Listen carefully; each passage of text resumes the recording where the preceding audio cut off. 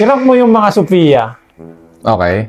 without knowing who's gonna be next. Ilan ba yan? 5. 5. Sige, sige. Sofia La Forteza ng Cat's Eye. Isa sa crush ko din yan eh. Kasi una sa lahat, bago ko siya number, talented siya. Face card looks, hindi rin siya sabihin na walang dating. Malakas ang dating niya. Tapos pag nagsalita siya as leader ng Cat's Eye, nandun din yung vocalization niya na marunong siyang makisama. So overall, package siya, number 2 siya. Number 2 siya. Oo. Okay. Dancers na eh. Dancerist, tas vocalist, singer din. Oo, as leadership magaling. Idol ko yung mga ganun. Saka katapos na ng Coachella eh. Oo. Ang galing ng pagkaka-coach niya doon. Yan. Next, si Sofia Pablo. Sa PBB, nakikita ko siya. Pero parang nandyan na din yung mga galawan niya eh, sa loob ng PBB. Yeah. Titignan ko siya sa face card. Medyo average siya para sa akin. Kasi Okay. marami mas better. So mayroong pang mas igaganda yung Sofia kung ano pa yung natitira sa Sofia. So I would say number 5. Si next, Sofia Andres. Yun lang. Bigla kami siya. Hindi, kasalanan mo yan. Oo nga. Sexy yan eh. Oo nga. oo. Mami na, pero sexy pa din.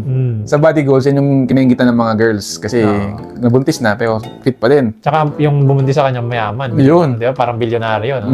Marunong siyang pumili. Oo. So mautak, ibig sabihin, brainy. Oo. So, artista, hindi ko masyado napanood yung mga teleserye na. Kasama niya si ano sa Princess and I. Kapatid niya si... Ano pa? si Catherine. Magaling mo siya umakli doon.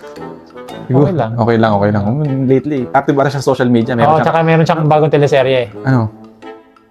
Visit Kachi. Meron siyang teleserye pa daw. Parang joke lang. parang- Marinigan sila ni Chi. Oo. Parang meron silang sariling combo. May quarrel sila. Yun yung So, dahil, teleserye nila. i-rate ko yun dahil ang ganda ng fighting scene. Ah, At yung acting nila doon ay on point. Number 4. number 4. Next, si Sophia Smith. Iyan. Ah. Inaantay ko yan. Sino ba bang sikat na Sophia? Si Piang. Ayan, si Piang. So, si Piang kasi all in, nagpapakatotoo. Yun yung pinaka-description ko sa kanya. Hindi siya masyadong marunong mag-plastic kasi sinasabi niya lahat ng gusto niya sabihin. Bukod pa doon, sa acting, nakita mo yung trailer, may pag-iyak eh. Magaling. May muluha doon habang naharap si JM eh. Marunong. Ang malupit doon, first time niya pa lang yun. Pero kaya niya na kagad. So, sa pagsayaw, sa looks, sa acting, parang siya ngayon susunod na Catherine Bernardo eh. For you. Oo, tingin ko lang So, pwede siyang mag-number 1. Di ba number 1 dati si Catherine? Last kasi, si Sofia Trasona. Kaya alam mo yun. Sino yun? Yung anak ni Alvin Trasona. Hindi ba yung ganun ba? Sofia din yun! Sofia ba yun? Sa number na siya. Wala pa 6? Hindi kasi kasama. Hindi ko na-expect celebrity ito eh. Celebrity yun! Ay! Sa baka mo to. Number Yung pala 5 mo ay naman. Sofia Pablo. Number 4 ko ay si Sofia Andres. Number 3 2 mo. ko. May 2 pa ako. Sofia La Forteza, number 2. Oh, tapos number 1 ko si Piang. Sofiang. Tapos number 3. Si Sofia Trasona. Ayun lang. Gusto mo siya makita? Ayan, tignan natin. Mag-react ako kasi parang Yan.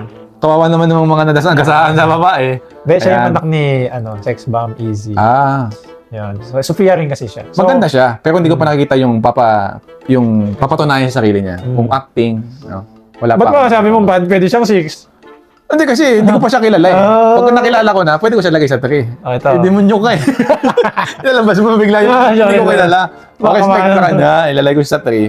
Pero patunayan niya muna yung pakayanan niya. Number 3, sige. Ayos rin. Patunayan, kawawa naman sa Hashtag Pablo. cancelled. Hindi, cancel yun. Di ba mga Sofia na ano mo? Sofia Pablo, Sofia Andres. Nasabi mo talaga, Yan nga, Sofia Trasona naman. May bukit mo yun eh. Ayan, shoutout sa'yo Sofia. Single ang tropa ko. Ayan. Galingan mo sa acting. Galingan mo, Eduardo. Kawain mo yung papa mo. Hindi, joke lang. Hindi, joke lang.